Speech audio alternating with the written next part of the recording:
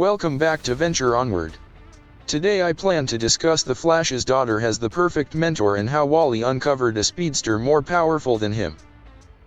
Though the Flash's daughter will forever consider her dad the world's most extraordinary hero, Irie West has a refreshed role model in the guise of Jessie Quick, aka Jessie Chambers. Wally West's daughter, Irie, has the ideal new mentor, and it's not the Flash of Wally West or Barry Allen. Though she'll forever think her dad is the world's most extraordinary hero, Irie West has a new role model to admire, Jessie Quick. After Irie West got a new outfit and handle, her connection with Jessie Quick receives the limelight in The Flash number 793 by Jeremy Adams, Roger Cruz, Wellington Diaz, Luis Guerrero, and Rob Lee. Jessie comes to Irie, who's concerned about her twin brother Jay. Jessie attempts to relieve Irie's woes and offers her some excellent perspicuity into being a hero at the same time.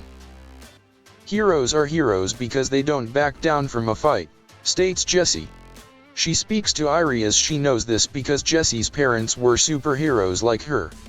Irie carries this to heart, and the two work together a little later in the issue as they oppose the Fraction and forge the ideal new tagline, Flash Girls Forever.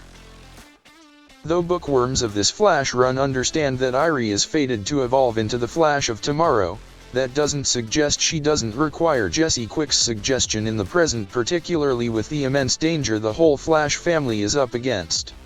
This issue occurs at the midpoint of the 1-Minute War event, which tracks Earth's speedsters as they fight an invading enemy only comprehended as the Fraction. The net and the actual threat is that the war is running on at top speeds, suggesting everyone who isn't connected to the Speed Force has been frozen in time, including Superman and Captain Atom. The speedsters are on their own, but they always have and learn from each other, just like Irie and Jessie. Irie West has stood keen to establish herself as an essential superhero, particularly as she resumes acquiring possession of her speed powers.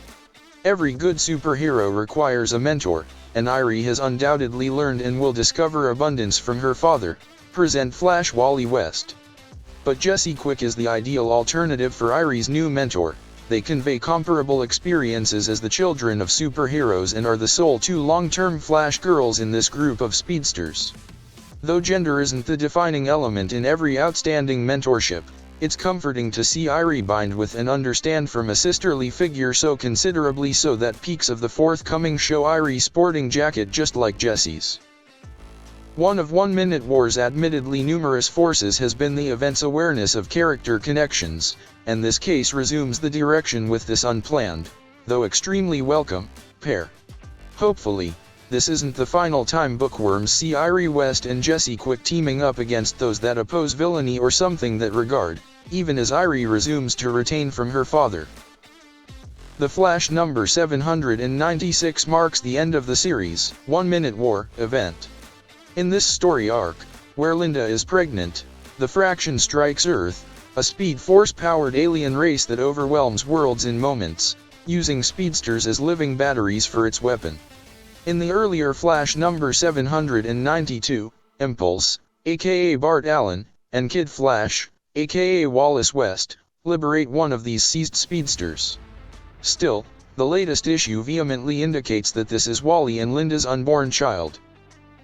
With the revelation, the game changed. Particularly when one recollects that Wally's relationship to the Speed Force exceeds what most speedsters have.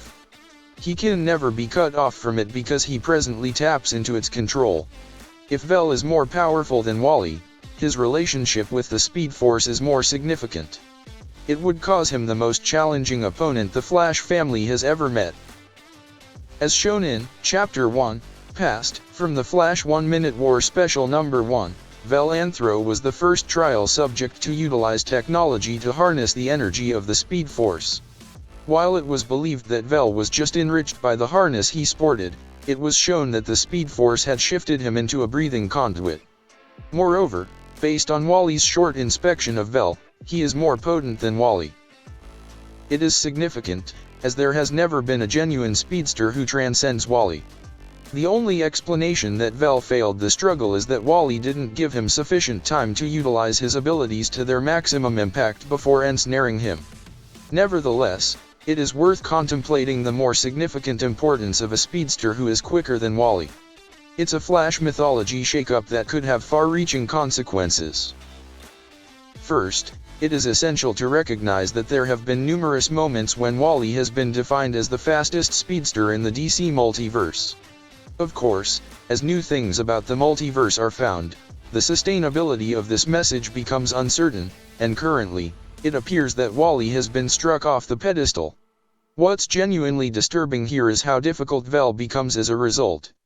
Wally has established capabilities that no other speedster has precisely because he mainlines his control directly from the Speed Force.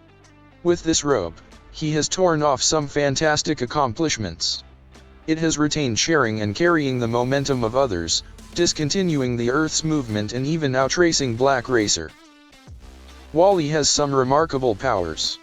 Vel's more powerful link to the Speed Force suggests he can pull off all these accomplishments too, and likely even achieve more significant actions of control.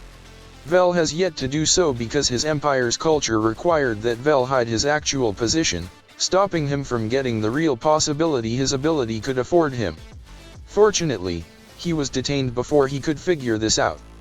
But now the Flash family must constantly watch what is arguably the most dangerous speedster. I said it before, and I'll say it again. I loved Adams's writing about the Flash family, everything from the family dynamics to wrestling bits to even the journey to Gemworld. While it notably had some significant, profound moments, it's nice to see the comic have some humor.